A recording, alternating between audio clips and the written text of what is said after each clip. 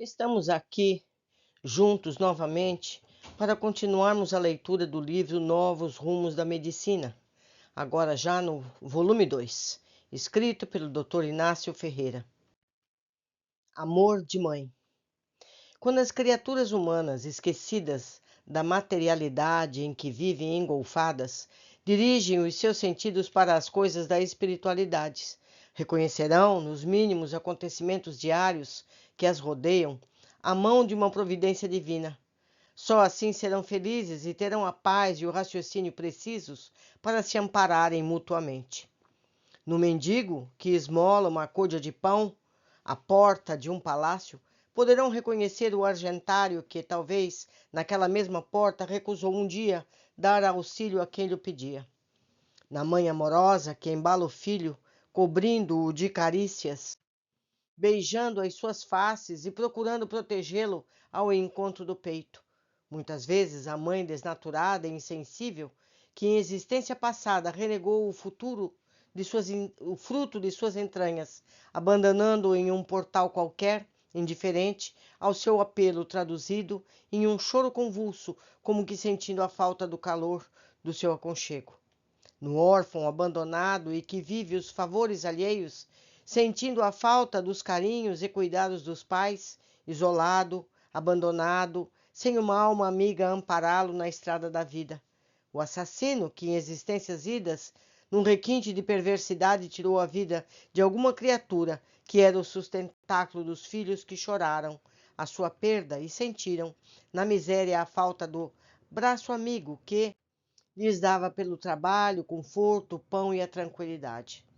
No pária, que vaga sem rumo, sem destino, sentindo a falta de um repouso, do conforto de um lar, o sedutor que espalhou infelicidade, que separou almas amigas, que enlutou famílias inteiras, destruindo essa paz que se desfruta onde existe um amor e aventura.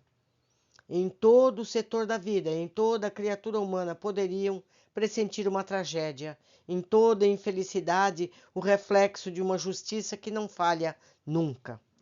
E com essa compreensão, um melhor amparo ao que sofre, uma palavra amiga, um conselho bom que atenuasse as desventuras, procurando cimentar felicidades, auxiliar as pessoas em suas provações, proporcionando forças e esperanças, quando não tomando-as mais amenas. Quem trabalha no campo do espiritismo, quem estuda, investiga, está sempre em contato com essas almas sofredoras, é que pode atestar a grandeza de Deus e avaliar-lhe a misericórdia divina. Não se obtém o perdão de Deus com oferendas de ouro, pedrarias, recursos materiais, com que se compram missas, perdões ou indulgências. Não se obtém o resgate de faltas e iniquidades com mortificações do corpo, jejuns prolongados ou contas de rosários que os dedos passem, mas que nem sempre os seus reflexos se fazem sentir no coração. Obtém-se sim o perdão de um ente supremo que governa os mundos e as criaturas com o arrependimento que eleva, com o perdão que sublima, com arrependimento e perdão que se traduzem em atos presentes no ressarcimento de crimes passados. Meus amigos, Jesus disse: quando nós estamos atendendo a um pequenino, um presidiário, um sofredor, um idoso, é a ele, Jesus, que estamos servindo. É o que ele espera da gente. É essa mão amiga para aqueles que estão aqui conosco, vivendo e crescendo. Continuando a leitura. É pela forja do sofrimento e da dor que essas criaturas provocaram que elas passarão um dia a fim de sentirem e reconhecerem os tormentos que infligiram, guiadas pela maldade, indiferentes à infelicidade alheia. No nosso posto de trabalho, continuamos a perquirir e nos esforçamos para trazer o conhecimento às criaturas humanas, o resultado desses estudos e dessas investigações. Mais uma observação interessante para todos aqueles que nos acompanham nesse terreno tão fértil de ensinamentos. Vamos lá, um novo caso. Na noite de 6 de janeiro de 1940, Quando íamos iniciar uma de nossas sessões, fomos procurados por um dos enfermeiros do sanatório, que nos disse estar um senhor à portaria, à nossa espera, pedindo para internar uma senhora que havia chegado naquele instante, vinda de uma localidade servida pela estrada de ferro oeste de Minas. Embora dissesse que ela estava perturbada, tanto que havia sido necessário o auxílio de outros enfermeiros, sem que fôssemos ver, pedimos que a conduzissem à sala dos trabalhos e, se possível, a colocassem entre os enfermos presentes à sessão. Permanecemos em nosso lugar e pouco depois vimos a doente chegar conduzida com certa dificuldade, pois debatia-se contra os que a amparavam, falando muito sem cessar palavras e frases incoerentes. Colocada na linha dos médiuns, justamente com outros enfermos internados, demos início aos trabalhos, enquanto ela, aos poucos, foi se aquietando. Após algumas comunicações doutrinárias, por intermédio de médiuns de incorporação, veio uma entidade amiga e só disse: trata-se de um caso de obsessão e deve ser internada. Terminado o trabalho, fomos ver a paciente. Era jovem ainda, morena, demonstrando abatimento físico, completamente perturbada, sem nenhuma noção de que se passava em torno de si. Chamamos o seu esposo e lhe pedimos as informações precisas. Eram casados há 2 anos e desde algum tempo que se achava naquele estado de perturbação. Muito pobre, paupérrimo, morando em uma fazenda retirada onde era empregado. Mostrava-se compungido e um verdadeiro estado de fraqueza devido às inúmeras noites que passara em claro. A esposa grávida estava prestes a ser mãe, quando começou a notar sua perturbação, pois tornara-se inquieta, como se temerosa de alguma coisa, falando muito, sintomas que se foram tornando cada vez mais fortes, a ponto de rasgar as vestes, ser necessário vigiá-la dia e noite. 5 dias após esses acontecimentos, ela deu à luz uma criança do sexo masculino. Parto difícil, devido ao seu estado, após o qual passou por várias fases de calma, durante as quais amamentava o filho, demonstrando, porém, não o querer, judiando mesmo da criança. Naqueles últimos dias, seu estado piorou muito, e arrostando toda a forma de sacrifícios, viera trazê-la para se tratar, recomendando que ela estava com os seios muito cheios, pois não amamentara a criança, que estava apenas com 22 dias de idade. À proporção que falava, mais nos condoímos de sua situação, pois sujo, andrajoso, descalço, notamos suas mãos tão calejadas que nele vimos imediatamente uma dessas criaturas que trabalham dia e noite em serviços pesados, sempre pensando no pão de amanhã, que pode às vezes faltar no lar pobre e humilde. Estavam tão calejadas que pedimos para mostrá-las a diversas pessoas que assistiam à nossa conversa. Perguntamos-lhes onde iria hospedar-se e disse não saber ainda, pois estar sem nenhum recurso. Nenhum pão pudera comprar para ele e a companheira, apesar de estarem viajando durante 10 horas. Embora fosse 8 horas da noite, providenciamos para que se alimentassem, dormissem no sanatório. Entregamos-lhes dos 20.000 réis que uma alma carinhosa lhe dera, a fim de que no dia seguinte mesmo voltasse para junto do filho. De regresso à nossa residência, só altas horas conseguimos conciliar o sono, pensando naquelas 2 criaturas pobres, andrajosas, em um hospital de loucos. Ela em um quadro, passando uma noite em claro, gritando, sofrendo as consequências de um passado negro. Ele, cansado, vencido pelo sono, em um quarto pouco distante do da esposa. Que teria pensado? Teria ouvido seus gritos, ou a saudade do filhinho distante fora forte bastante para que não os percebesse? Coisas do destino, desse mesmo destino que as criaturas humanas, engolfadas do materialismo, ainda não percebem e ainda não entendem. Condoídos, sem que aquele quadro se nos apagasse da imaginação, 3 dias depois nos apressamos a organizar um trabalho apropriado para ela. Fomos felizes porque logo se incorporou uma entidade sofredora, de quem, com muito custo, muito rodeio, muita paciência, conseguimos alguns pormenores, o suficiente para que avaliássemos mais uma vez a grandeza da justiça divina. O Senhor está muito enganado. Faça o que quiser, mas a vida daquela bandida tem que ser assim para sempre, de uma grade para outra grade. disse o espírito que se aproximou. Por que essa violência, essa nervosia? O senhor nada tem com isso, respondeu ele. Tampouco lhe devo satisfações da minha vida.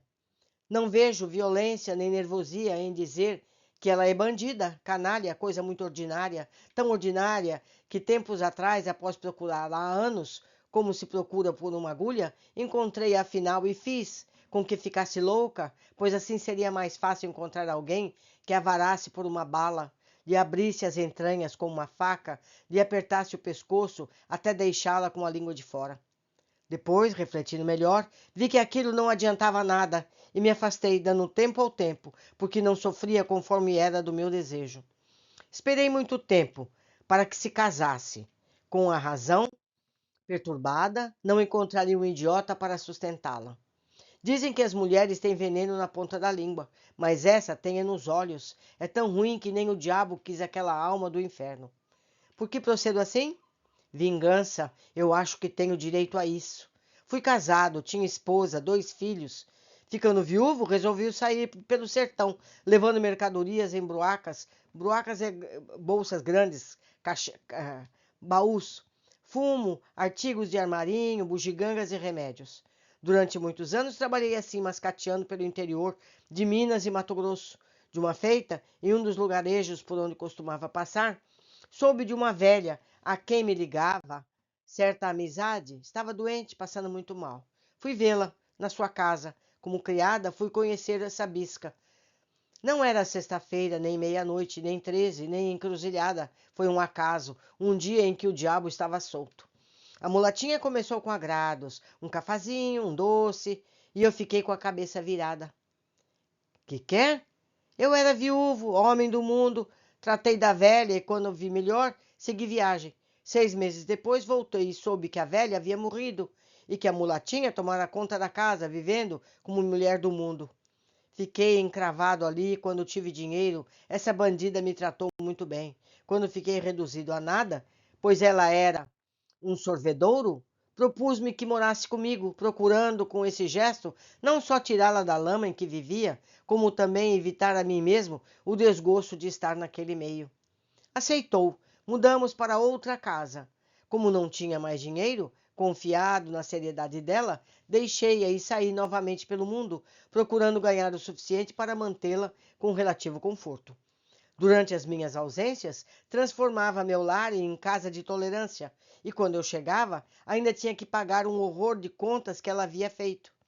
Só 2 anos depois é que fiquei sabendo de tudo, do papel que vinha fazendo e da falta de brio e da compostura que ela mantinha durante as minhas ausências. Vendo que eu havia descoberto seu modo de vida, sabendo que estava disposto a deixá-la, na véspera de minha partida para nunca mais voltar, ainda me convidou para um chá, em companhia de alguns amigos dela. Na minha xícara puseram uma beberragem qualquer, e estive 20 dias e 20 noites entre a vida e a morte, vomitando sem parar. Fiquei em estado deplorável, e se não morri foi devido aos cuidados da minha filha, que já estava mocinha. Não satisfeita em ver-me inutilizado para o resto da vida, ainda fez com que um crápula da sua marca, com artimanhas e promessas, arrastasse minha filha para a prostituição. Abandonou-a algum tempo depois. Fui encontrá-la em uma prisão, quase cega, onde morreu na maior miséria. Enterrei minha filha e já me preparava para a vingança quando morri também, isolado na miséria, curtindo fome e frio. Tudo isso se passou em Vacaria. Tivemos de lançar mãos de todos os recursos possíveis, conhecidos e desconhecidos pela diplomacia, a fim de que essa entidade se convencesse do seu erro. Falava sempre com violência e revolta, e só a muito custo conseguimos tais informes, pois não desejava que ninguém mais ficasse conhecendo as fases negras de sua vida. Fomos felizes, todavia, porque aceitou o nosso conselho, indo à procura de sua filha, que se achava reencarnada. Tomou-se muito nosso amigo, tanto que fez tudo para que despedisse de nós, quando já preparado para seguir, não só para demonstrar a mudança quase brusca do seu estado e uma tranquilidade relativa, como também para nos prevenir de que ela ainda estava sob a influência de mais 2 entidades que procuravam vingar-se de suas maldades. As melhoras da paciente foram extraordinárias, mas continuava ainda impossibilitada de voltar para junto do recém-nascido, a fim de alimentá-lo com aquele leite que era tirado diariamente para ser lançado fora. Continuamos a nos esforçar para a doutrinação das demais entidades, e o nosso desejo era tão forte, tão sincero, que 5 dias depois, em nosso trabalho, tivemos não só a grata surpresa de ver compensado o nosso esforço, como também, mais uma vez, testemunhar a ação da providência divina, que a tudo provê e a tudo ampara. Espírito violento, uma das entidades não deixou de cobri-la de insultos soezes, a todo instante demonstrando o ódio que estava possuída, pois incorporada, deixamos que desabafasse, tanto que, por si mesma, intercaladamente, foi desfiando o rosário das suas amarguras. Vamos ver se você agora, nesse estado, com essa cara, consegue mais desencaminhar os outros, arrastando os pais de família, lançando outras pessoas na miséria. Vamos ver se você faz isso, agora bandida, canalha, tipo ordinário de mulher da lama. Paciência, calma, perdão. O senhor diz isso porque ignora o mal que essa víbora fez na vida e o veneno que espalhou por todos os lados. Arrastou meu marido, fez com que gastasse tudo o que tinha e, depois de ver que estava reduzido à penúria, ainda fez uma série de tamanha de intrigas que ele foi assassinado por um dos seus amantes. Vi-me assim, de um instante para outro, obrigada a trabalhar em uma fazenda, ganhando o necessário para tratar dos meus filhos, enquanto ela ainda desfrutava, em orgias, vestidos bonitos, dinheiro que conseguira do meu esposo. A ele perdoei, e aqui me está auxiliando a fazer com que ela passe por todos os sofrimentos que nos causou. Perdoar? Nunca, seja lá o que for o sofrimento pelo qual ainda tenha de passar, consequente dos atos que estou praticando, a mim pouco importa, nunca poderá ser pior do que eu já passei. Durante uma hora procuramos convencer essa entidade, ora com carinho, ora com advertências. Espírito simples, sem grande conhecimento das vicissitudes humanas, perfeitamente consciente do seu estado, estribada no livre-arbítrio a que tem direito. Que poderíamos fazer se o seu próprio passado, ora feliz, ora de amarguras, não lhe tocava as fímbreas da sensibilidade? Se reconhecia o presente, sentindo todo o amargor da intranquilidade, do desespero, sofrendo, mas fazendo desse sofrimento uma razão da vida? Reconhecia o futuro que a aguardava, mas não desejava afastar-se do presente, sentindo-se com força bastante para aguardar, estoicamente, o que poderia vir. Vivia em sua vingança, ela era a sua razão de ser, o único sentimento que a viventava, o único fator da sua existência.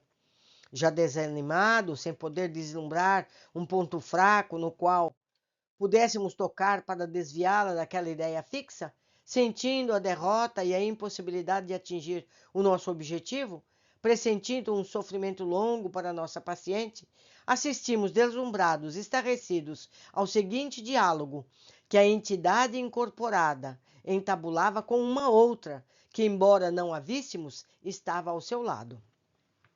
Aquela criança que ficou lá é meu filho? Não, não é possível. Pelo amor de Deus, não diga isso. Sim, é verdade. Todas as vezes que tiro o leite dela, eu sinto uma coisa esquisita. Não consigo ficar ao seu lado. É como se fugindo de alguma coisa que me horroriza, mas que não sei explicar o que seja. Foi o meu filho que reencarnou, agora como filho dela. E ele e é dele que estou privando o leite? Meu Deus, será possível? Sim, sim, vamos ver. 2 dias depois, nova incorporação, já bem diferente da primeira, pois, embora não saibamos de que maneira, o certo é que lhe haviam provado que aquela criança era, de fato, o seu filho, então reencarnado. Continuando a demonstrar o mesmo desprezo, a mesma aflição por entre lágrimas e soluços, assim nos faziam o apelo. Tenham dó de mim, tenham piedade. Estou sofrendo muito e quero ir embora, mas não posso. Que devo fazer? Ela vai ficar louca desse jeito? Ela precisa sarar? Tenham piedade, ajudem, façam todo o esforço para que ela possa voltar. Não suporto mais o choro daquela criança, me corta o coração. Vejam, meus amigos, como a espiritualidade tem caminhos. O filho do obsessor nasceu na que é obsediada. Então o obsessor quer que ela se cure para que possa cuidar do filho dela do obsessor. Somos todos irmãos, somos todos uma família, mas continuamos a leitura. E essa obsessora se desincorporou num estado de agitação tremenda, permitindo que testemunhássemos mais uma vez a grandeza da justiça divina, interpondo a essas duas criaturas inimigas uma criança, filho de ambas, símbolo do amor de mãe, carne da carne, mais afeto, sentimento sacrossanto, que se aninha no psiquismo, onde é sempre protegido pelo calor, pelo afeto do amor espiritual, que é o verdadeiro amor, puro, santo, grandioso e sublime.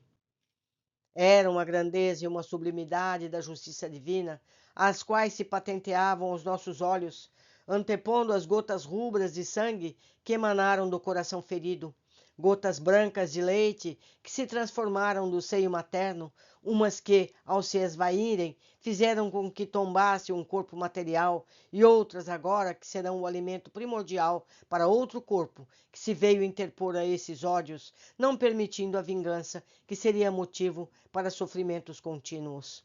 Era a grandeza, a sublimidade da justiça divina, mostrando que, ao mesmo na dor, no infortúnio, há sempre um que seja de sublime e divino, que, embora ferindo e dilacerando a alma e o coração, transforma os sentimentos, fazendo com que o espírito também chore, não essas lágrimas cristalinas, pura função do organismo biológico do ser humano, mas sim lágrimas psíquicas, lágrimas verdadeiras, que traduzem um dos mais sublimes sentimentos, o sentimento do perdão e do amor, gota mais brilhante, rara e pura, porque foi criada na forja da dor. Era uma grandeza e uma sublimidade da justiça divina, as quais se patenteavam mais uma vez aos nossos olhos, provando-nos que o acaso não existe, que tudo é previsto pela onisciência de Deus, que as criaturas humanas não percebem por viverem engolfadas nos sentidos físicos, jamais sublimadas pelas emoções. Poucos dias depois, a paciente voltou ao seu lar, aquele lar pobre e humilde, onde o coração materno já estava em condições de entoar essas baladas tristes e sentidas, procurando embalar o filhinho querido para que pudesse dormir no seu regaço, sentindo o calor do seu carinho, bem alimentado pelo seu leite, alimento com que pagava então o sangue que havia feito derramar, privando aquela criança de um pai dedicado e laborioso.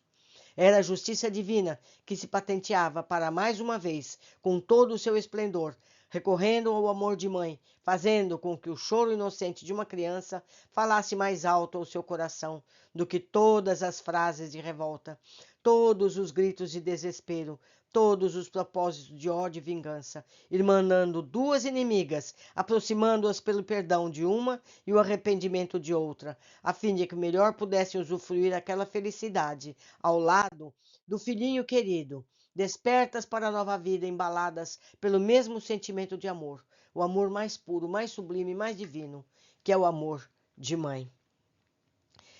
Meus amigos, o passado, e podem ter certeza, todo esse grupo tem um passado ainda mais antigo que esse, e que vem rodando e rodando de vingança em vingança, até que finalmente a solidariedade mútua apague todas essas vinganças e se descubram uma família espiritual. Por hoje ficamos aqui, aguardo todos na sequência desse nosso estudo.